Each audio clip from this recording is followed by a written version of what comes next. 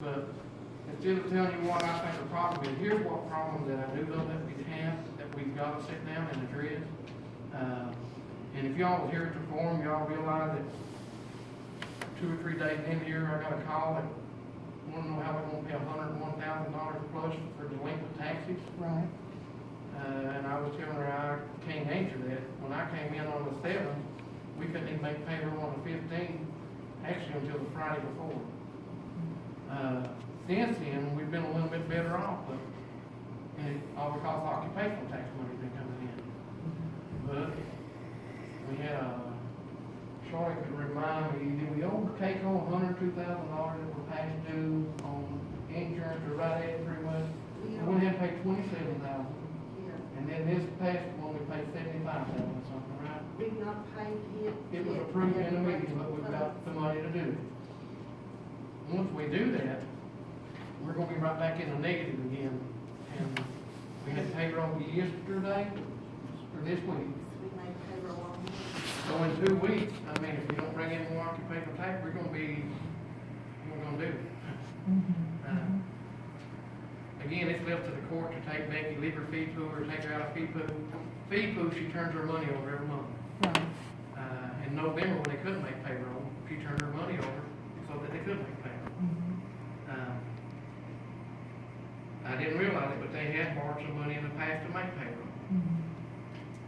I'm not going to go borrow money when we got $101,000 in delinquent tax bills dating back to 15, 16, 17.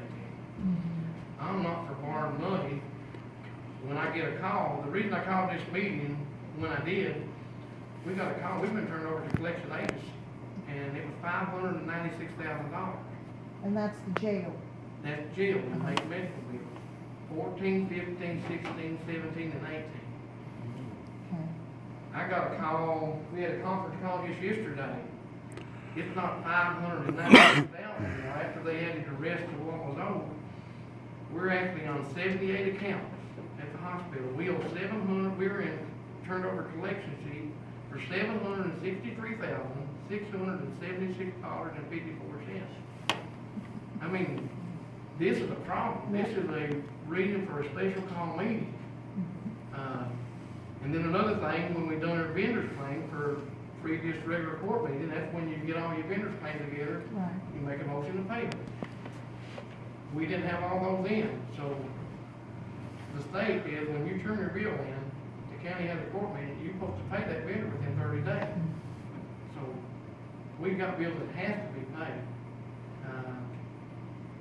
That's my main concern for a meeting. It ain't in here to, and then we're gonna have a second reading on Becky, if we're gonna take her out of fee pool. Right. We advertise it, and they give me the paper to advertise. It had to be done, starting March the 1st to go out of fee pool. That's why we had our meeting yesterday, March the 1st, try to get it done. That's why I want to do it Monday. The more we go over in that, the worse a position it will put the clerk in. If she's not fee pool, and she collects a whole lot of money, and March is gonna be a key month. This is when all the trucks and big trucks get licensed. So if she has to operate on what she collects, if she turns in her best month, then she's gonna be struggling. But that may be the way the court wants to do it, I don't know. But I mean, we're going back up to March 1st. And,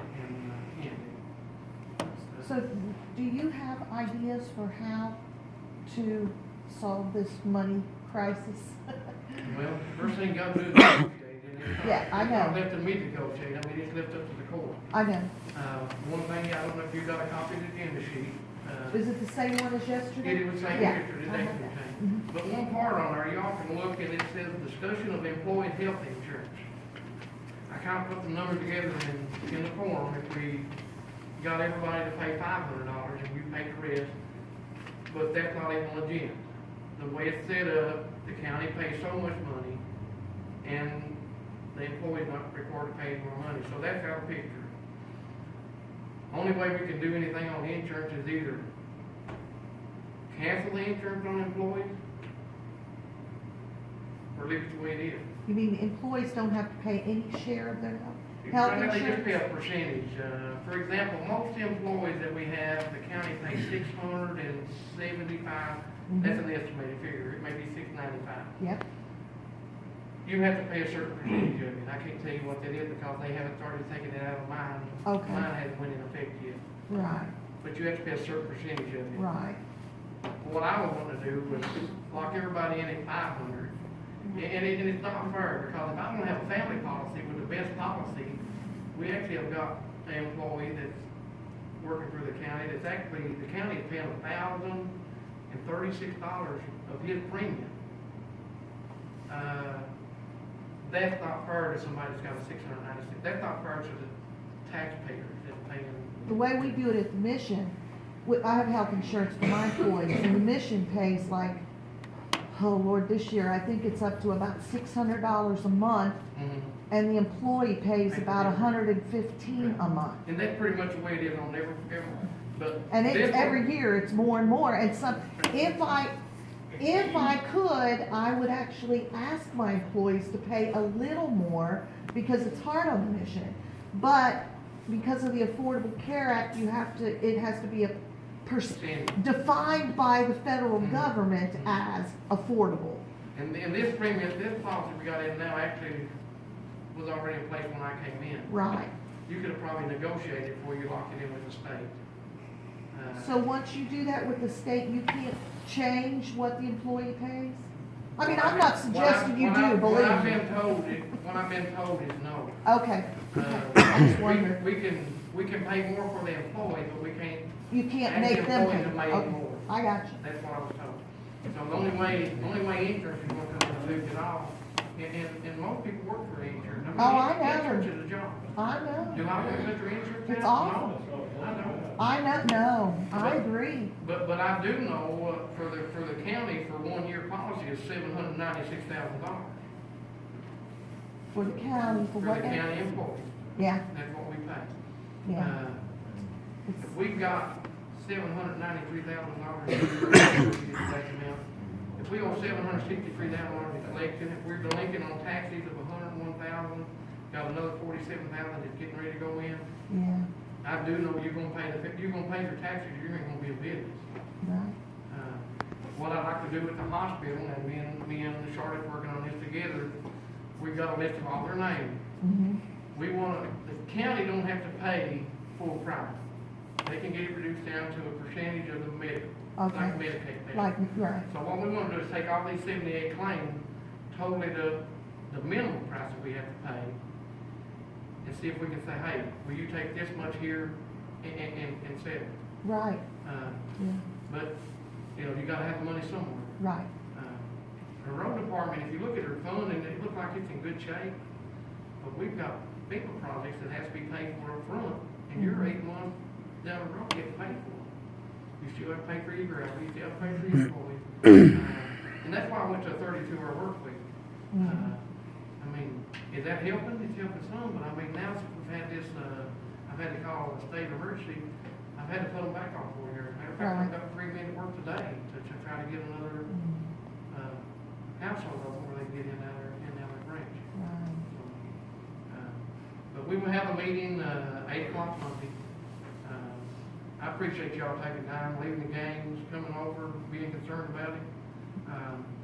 If you see Masters in your district, I don't know who lives, I know some of these other ones live in District 1-3, and I don't know what district, maybe Van, and I'd like for you to reach out and talk to your Masters and see what the problem is. Maybe they'll tell you, it's something. Maybe if you can talk to them and reach out to them and see, maybe if you can set up a meeting for just me and one-on-one. I promise you, they won't answer a phone call, they won't answer, I'm not gonna say they won't answer a text, because I reached out to all the Masters last Sunday, and they almost did text me back. I told them trying to get out in the district and see what damage was done, because we've got a window frame to get all this FEMA stuff in. You can't call 2 months later and say, hey, we left this project out. They wanna know what the project is before you get it. So, if y'all see roads, we're still finding roads yesterday. I didn't know, we had a family that been blocked in since this happened until yesterday. They thought the water was still up. They had a drain stopped out, they had the bridge covered. So, if y'all see something that needs to be done, be sure and let me know. Or call your master, tell them to turn it in. Again, I wanna thank y'all for coming. Before we go, anybody got any questions you wanna ask me? I mean,